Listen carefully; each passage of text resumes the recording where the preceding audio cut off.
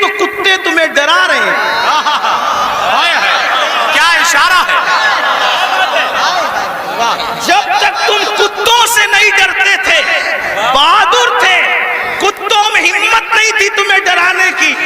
جب سے تم گناہ کر کے بزدل ہوئے, چھوڑ دو رات میں گندی فلمیں دیکھنا, بستر پہ پاپ کی فلم دیکھنے کی بجائے مصلی پہ رو کے دیکھ, جیسے اصحاب کہف کے پیچھے کتا تم ہلا کے چلا تھا, اب بھی کتے تیرے پیچھے تم ہلاتے ہوئے نظر.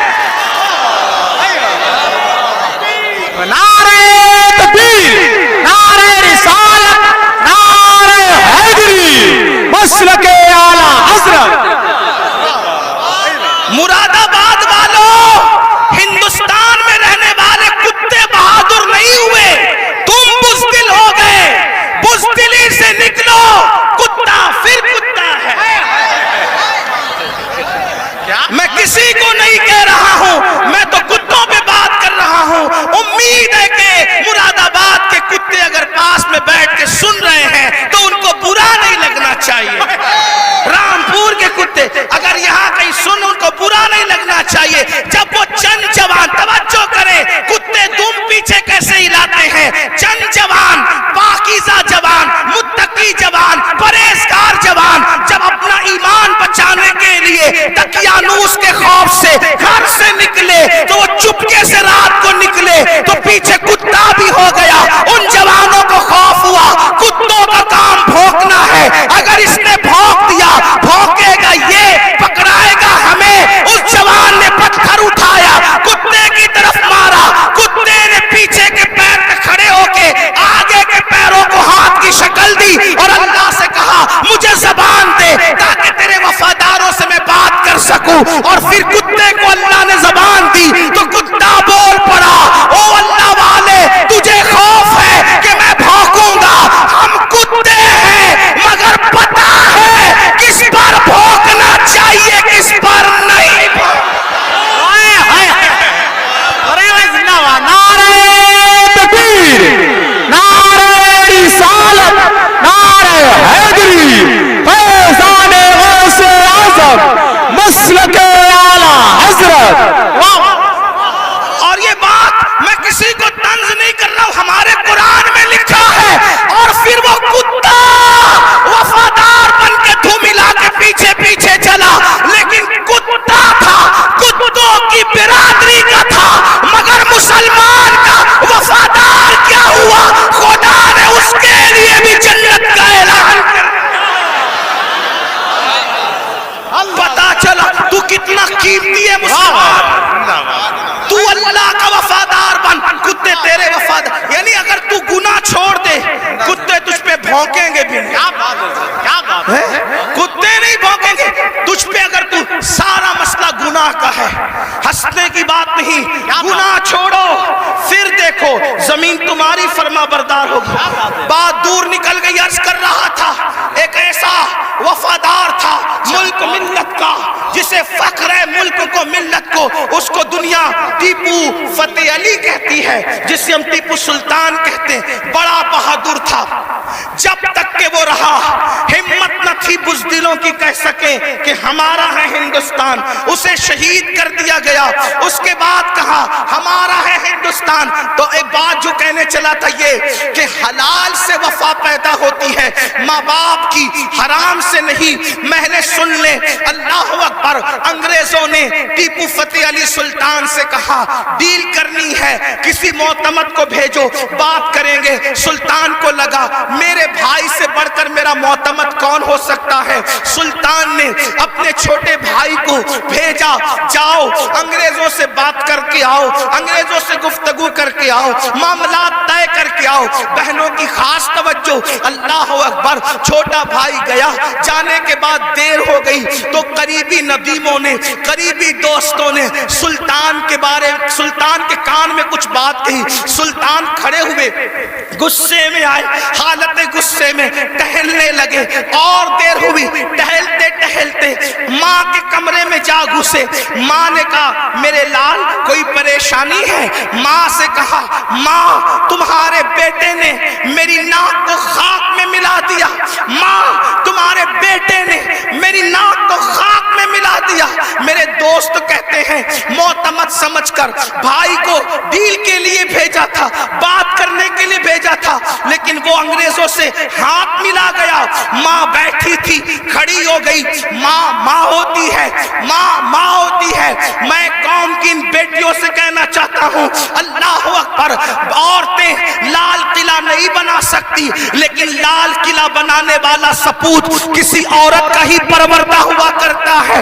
عورتیں فاتح بدر و حنین نہیں ہو سکتی, لیکن فاتح بدر و حنین کسی عورت ہی کا تیار کرتا ہوتا ہے. اللہ اکبر, عورت فاتح خیبر نہیں ہوتی, لیکن فاتح خیبر کو جنم دینے والی کوئی عورت ہی ہوا کرتی ہے.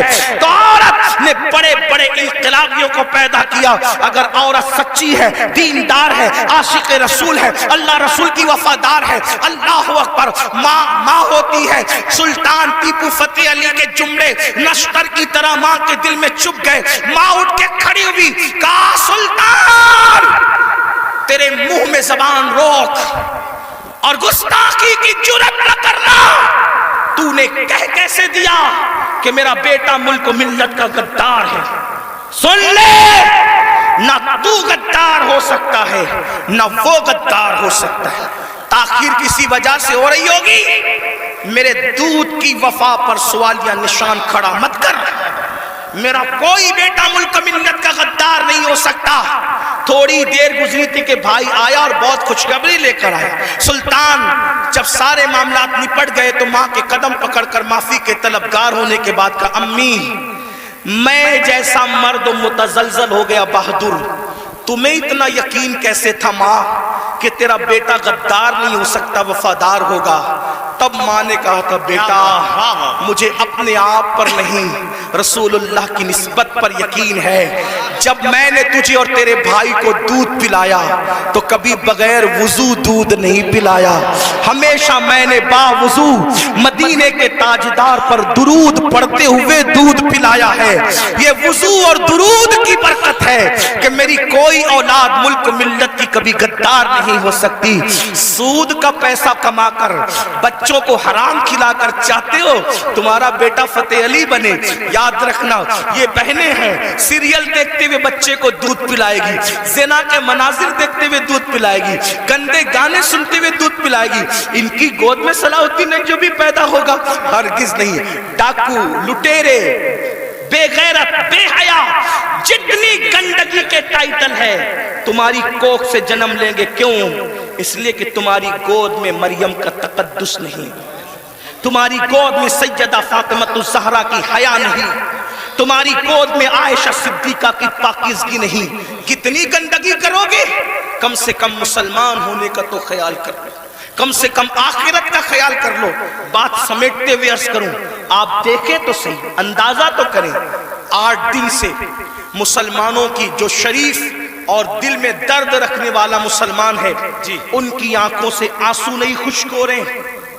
علماء قنوت نازلہ پڑھنے کی گزارشات کر رہے ہیں. قبل اول بیت المقدس کا کیا حال, فلسطین کی سرزمین پر مسلمانوں کی پوزیشن. ہم سے زیادہ انٹرنیٹ کا استعمال آپ کرتے, ہم سے زیادہ یوٹیوب فیس بک استعمال آپ کرتے ہو. دیکھو ان کے گھروں کا حال, غور کرو, سوچو, توجہ کرو. نہیں دیکھی وہ کلپیں, ایک ماں کے 2 بچے دونوں شہید ہو گئے, اس کی گود اجڑ گئی. میں یہاں جو مائیں اور بہنیں موجود ہیں ان سے کہنا چاہتا ہوں, کسی ماں کی گود کا درد ایک عورت سے زیادہ کون محسوس کر سکتا ہے. لیکن ہم کیا کر رہے ہیں پتہ ہے, ہم اتنا بڑا کارنامہ انجام دے رہے ہیں اس میں, فلسطین کے مسلمانوں کے اس میں, کہ جو ویڈیو اور جو کلپیں اور فوٹوز آ رہے ہیں بس ایک دوسرے کو گروپ میں شیئر کر رہے ہیں, دیکھو یہ ہو رہا ہے, یہ ہو رہا ہے. ان کے لیے کیا گیا, ان کے دکھ میں کہاں شریک ہو تم, بتاؤ. اللہ کے رسول صلی اللہ علیہ وسلم نے فرمایا, مومن ایک جسم کی طرح ہوتا ہے. جسم کے کسی بھی حصے کو تکلیف پہنچے پورا جسم تڑپے گا. آنکھ میں اگر کچرا چلا جائے آنکھ روئے گی, دماغ مشورہ دے گا, ہاتھ حرکت کرے گا, پلان بنے گا, کچرا نکالا جائے گا. کوئی یہ کہے گا کہ نہیں، ہاتھ یہ نہیں کہے گا کہ مجھے تکلیف نہیں ہے میں کچھ نہیں کروں گا، دماغ کہے گا کہ مجھے کوئی پرابلم نہیں ہے میں کچھ نہیں کروں گا، مجھے کیا، میں تو نہیں، جب تک جسم میں جان ہے کوئی تک گزرو، پیر درد کر رہا ہے، آنکھ رو رہی ہے، دل دھڑک رہا ہے، حالانکہ آنکھ اور پیر میں کتنا فاصلہ ہے، ہاتھ بے چین ہو رہا ہے، دل کی دھڑکنیں تیز ہو رہی ہے، کب تک، جب تک جسم میں جان ہے، لیکن جان نکل گئی پھر اس کو مارو کاٹو کچھ بھی کرو، کوئی تکلیف ہوگی کوئی درد ہوگا نہیں ہوگا۔ تو جب تک مسلمانوں میں ایمان ہے کسی بھی مسلمان کو دنیا کے خطے میں تکلیف پہنچے گی وہ تڑپے گا، وہ بے چین ہوگا، وہ بلبلائے گا، وہ بلکے گا۔ آپ سے پوچھتا ہوں کیا دکھ میں شریک ہوئے؟ ہاتھ مت اٹھانا لیکن اپنے آپ میں ڈوب کر سوچو کتنے مسلمان ہیں جنہوں نے فلسطینی مسلمانوں کے لیے اللہ کی بارگاہ میں رو رو کر دعا کی۔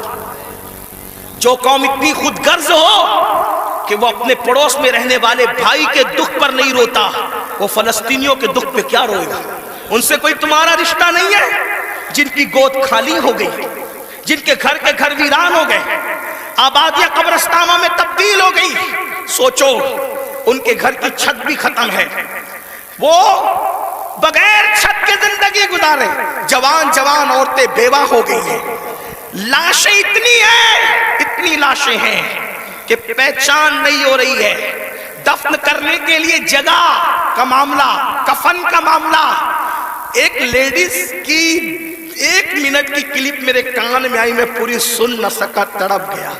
وہ کہہ رہی تھی انگلش میں کہ ہمارے چھوٹے چھوٹے فلسطینی بچے اب اپنے ہاتھوں پر نام لکھ رہے ہیں، اور اپنے ہاتھوں پر اس لیے نام لکھ رہے ہیں کہ ان کو ایسا لگتا ہے پتہ نہیں ظالم اسرائیل کی طرف سے کب بم برس جائے اور ہم مر جائیں تو نام ہاتھ پہ لکھ دے تاکہ ہمارے گھر والے اسی نام کی وجہ سے ہمیں پہچان سکیں۔